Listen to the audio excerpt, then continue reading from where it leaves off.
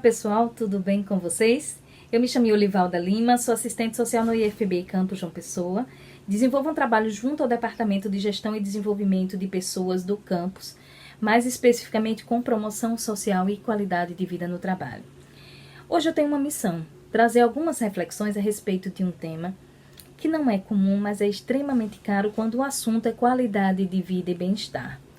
Trata-se de saúde social. Você sabe o que é isso? Bom, antes da gente adentrar nessa temática, é importante que a gente faça alguns registros.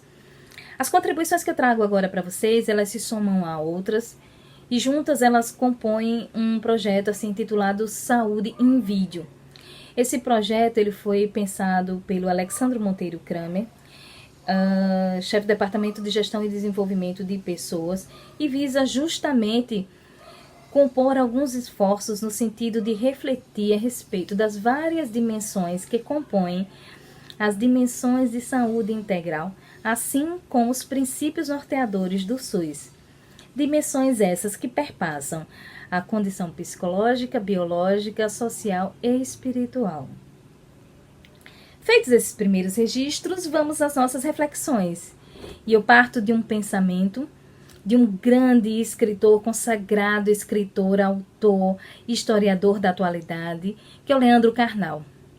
Leandro Carnal, ele fala assim: nós temos desaprendido a consertar as coisas. Temos tendido a substituí-las, inclusive os relacionamentos. Por que falar em relacionamento? Porque o relacionamento, assim como o comportamento social, que muitas vezes o define, são o cerne quando o assunto é saúde social. Não se concebe falar nessa dimensão sem falar em relacionamento, sem falar em comportamento. São comportamentos sociais modificados, transformados, exigidos por um complexo, por uma situação de pandemia, por uma situação de tragédia social anunciada, televisionada, que a todo instante aguça os nossos sentimentos, que trouxe e tem trazido prejuízos tremendos à humanidade em escala planetária. Tragédias essas que não ficam apenas além dos muros das nossas casas. Tragédias essas muitas vezes consumadas no seio da nossa família. E tudo isso envolve comportamento, tudo isso envolve relacionamento.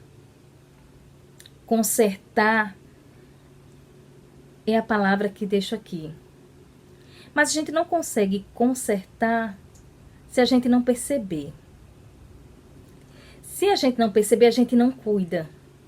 É preciso cuidar. Cuide-se bem, cuide de você, cuide do seu corpo, preste atenção aos sinais do seu corpo. Ele fala com a gente a todo momento. Muitas vezes a gente negligencia, mas como uma máquina nós também sofremos a ação do tempo e é preciso que a gente fique atento a esses sinais. Se toque, mas não é se toque no sentido pejorativo. Toque o seu corpo, sinta a sua energia. Em tempos em que o abraço tem sido tão caro e tão desejado, se não é possível, abrace a si mesmo. Sinta o seu corpo. Da mesma forma, o faça com quem está perto de você, com a sua família. Perceba a si e perceba o outro. Avalie a si e avalie ao outro. Quando a gente consegue perceber os nossos limites, as nossas fragilidades, nós ganhamos elementos que nos elevam a um patamar de competência para lidar com esses relacionamentos, para mantê-los sempre num nível de bem-estar. Então, cuidar de si, cuidar do outro é a primeira coisa que precisamos fazer. Mas precisamos cuidar para além das nossas casas também, então cuide da sua vizinhança. Cuide da sua comunidade, cuide da sociedade, dentro daquilo que lhe é possível fazer. Fazer o bem ao outro, inevitavelmente nos traz bem. Então, cuide de quem mais precisa. Cuide da natureza. Cuide de um bichinho, cuide de uma planta. Não se sinta sozinho. Distanciamento social não é sinônimo de solidão, a menos que você permita. Se as telinhas não forem mais suficientes para a gente se comunicar, fale com o vizinho pelo muro, converse pela varanda, busque alternativas. Esses tempos têm nos compelido a reinventar, a ressignificar, a mudar de estratégia.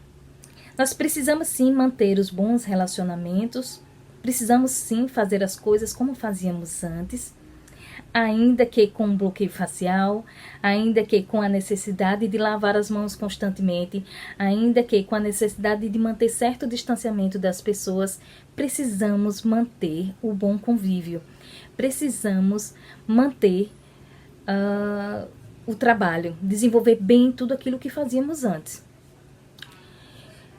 Para além de todas essas relações humanas, a gente chama atenção também para as relações que se estabelecem com coisas materiais. Porque sim, a relação ela se estabelece não apenas entre indivíduos, mas ela se estabelece também entre coisas. Relação é tudo aquilo que constitui vínculo, que constitui nexo, que constitui associação.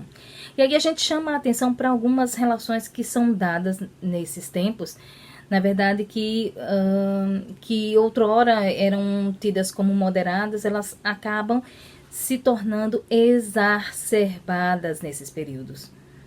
Muitas pessoas têm buscado válvulas de escape.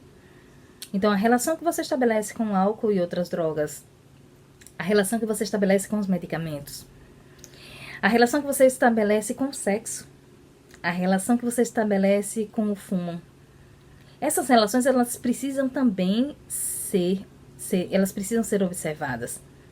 Elas precisam ser vigiadas.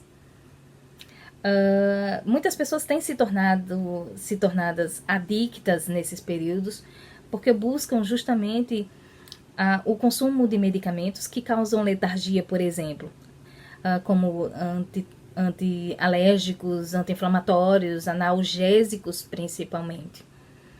Mas fuga da realidade não é resolução. A gente precisa resolver. A gente precisa consertar as coisas.